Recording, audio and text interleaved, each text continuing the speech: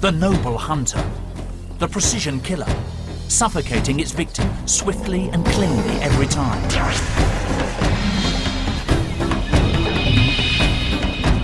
But is this squeaky clean image of the king of the beasts really true? We track one pride that goes in for a messier kind of killing, sometimes digging straight in, eating prey alive.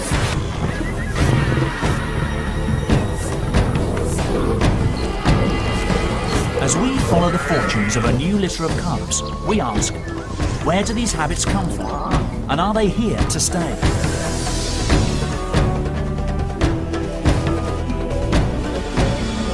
Is this typical behaviour, or will we write them off as lions behaving badly?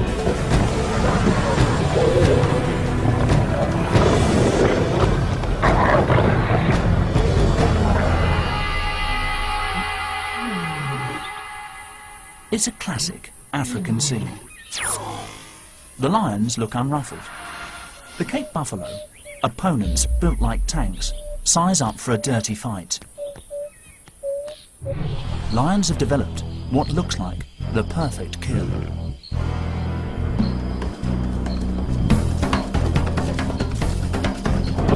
They've got the combined power of the pride to bring down these giants. Custom-built jaws to crush the windpipe. The kiss of death, quick and clean.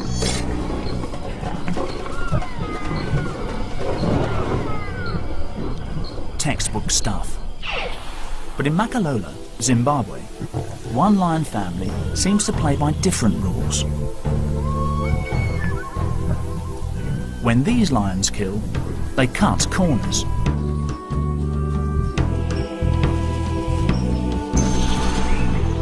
Right now, one-year-old cubs swell the pride's numbers. Unusually, 7 of the 8 babies are male. Could this be a clue as to why this pride hunts the way it does? In the pride, it's the dominant male who pulls the strings.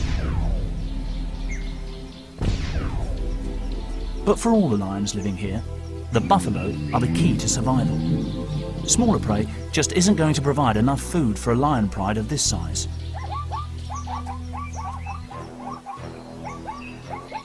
There is one sister to the 7 brothers.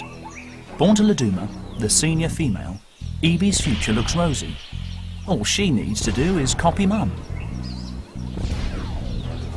But Laduma is set to have a harder job training her sons in the art of the kill. 2 sons already look set to shine. Malu has brawn, while Kimber has brains. Together, they could really stir things up.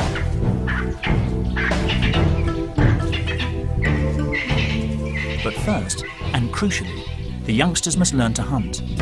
Their days in the security of the pride are numbered. They hang out with the top lionesses. Our first insight into how this pride does business. Mardi, identified by a radio collar, is often on hand as a second mentor to the cubs. This is on-the-job training, and Mardi also acts as a backup to her sister Laduma during attacks.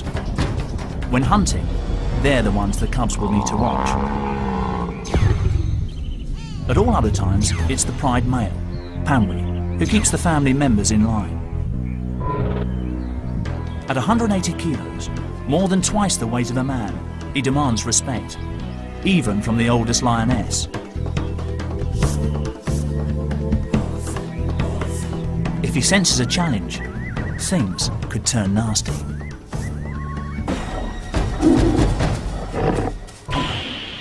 Pamwi's been in charge for nearly 3 years in this part of Zimbabwe's Wangi National Park. His territory, thick scrubland in the Makalola Depression, supports especially large herds of buffalo. The cubs will have to learn how to take on animals weighing 4 times as much as a lion, with tempers to match. As the cubs mature, they get a chance to take part in a proper hunt. Buffalo come to battle equipped with some of the heaviest and deadliest horns in the animal kingdom.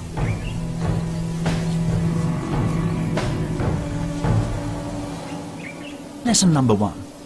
Know how to pick the easiest target. When the largest buffalo close ranks, the herd is almost invincible.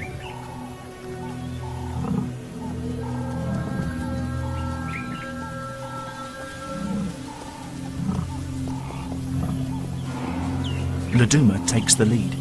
She's always up front. But how will the rookies react to the buffalo front line?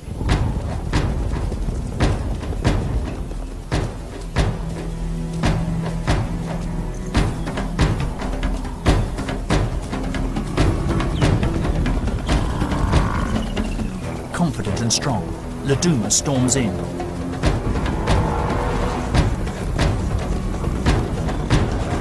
She's got a calf in her sights.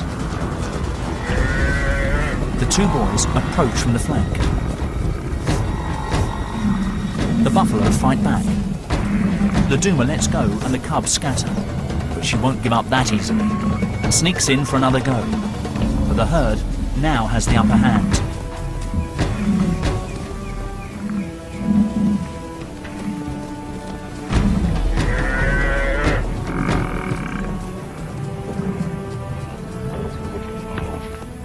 The cubs' first practical lesson ends in a reality check.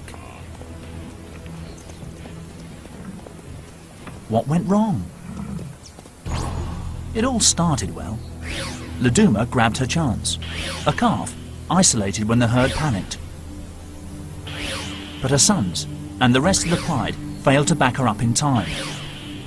This gave the buffalo the chance to regroup. In the end, the lions were outmaneuvered by their prey. Strength in numbers and team play won the day.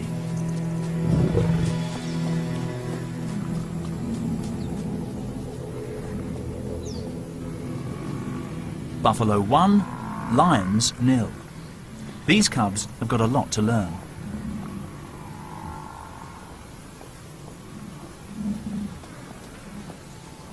The buffalo calf has too. She had a narrow escape, but at least she inherited excellent defensive skills. She's going to need them. 3 months earlier, she spent a few hours as a helpless newborn.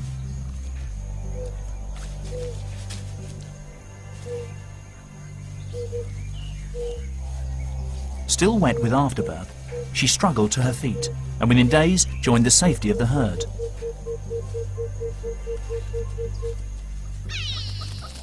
She'll have to use all her natural-born resilience to survive the lions of Makalolo.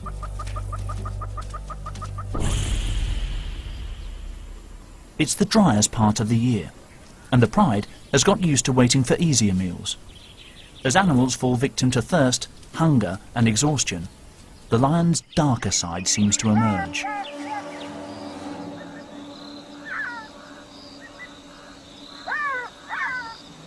An injured elephant calf hauls itself through the undergrowth. Noisy enough to attract attention. The wrong kind of attention.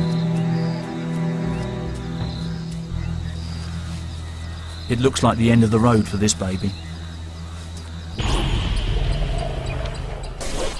Earlier, a pushy buffalo herd unsettled an elephant family at a waterhole. In the stampede, the calf panicked, fell and was trampled.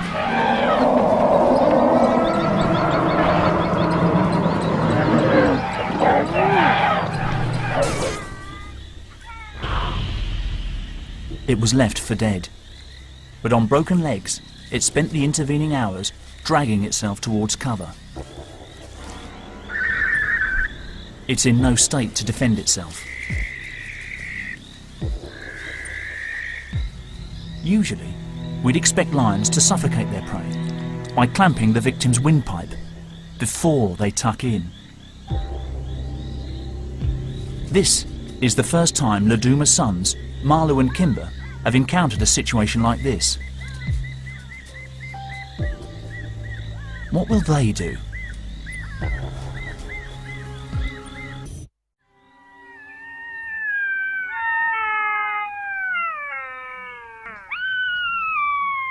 Dawn reveals the events of the night before. the lions started eating hours ago, but they haven't yet killed the baby elephant.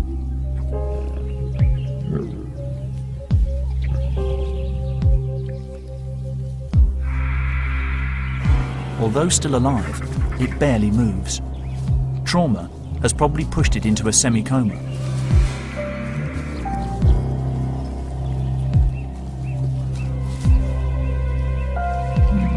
To humanize, this might look brutal, but we can't judge lions by our rules. Young cubs like Evie, Marlu and Kimber must follow the ways of the pride. They just copy their elders.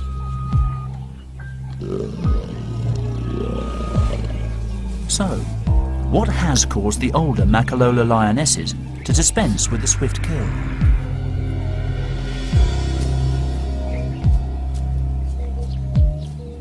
Maybe the clue is in the victim's behavior. This baby elephant didn't put up a fight.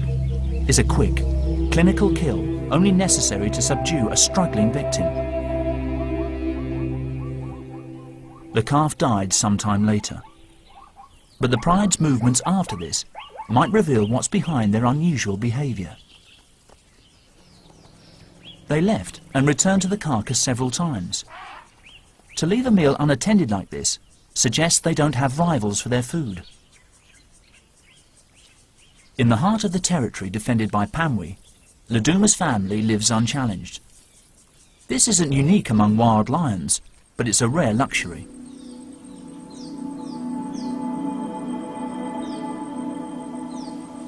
Laduma knew that the baby elephant couldn't escape. With no pressure to be libre de compromisos, anda por donde cree poder encontrar presas. Pero esta serpiente está traspasando territorio ajeno. Esta es tierra de leones.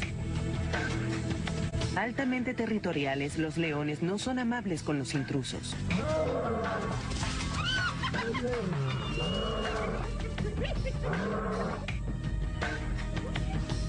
¿Qué oportunidad tiene la serpiente frente al felino más grande de África?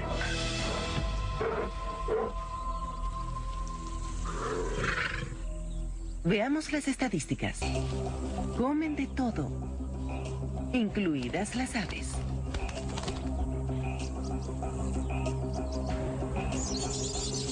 Matan a través de una inyección letal. Sus filosos dientes administran el veneno.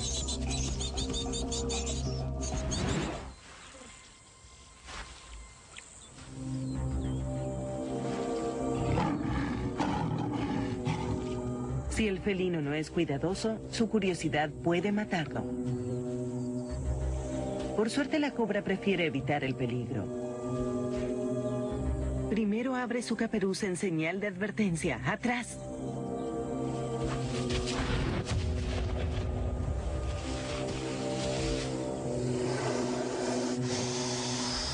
Por desgracia, este león tiene más músculos que cerebro.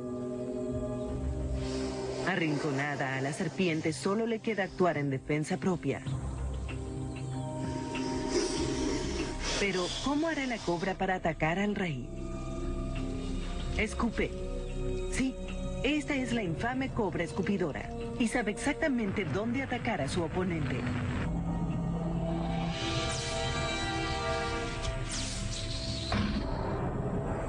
Sin una segunda advertencia, lanza su ataque disparando el veneno a través de sus colmillos hipodérmicos.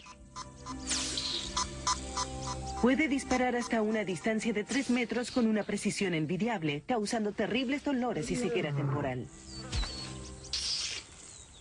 Miren, ¿quién es el que tiene miedo ahora? Es el que tiene miedo ahora.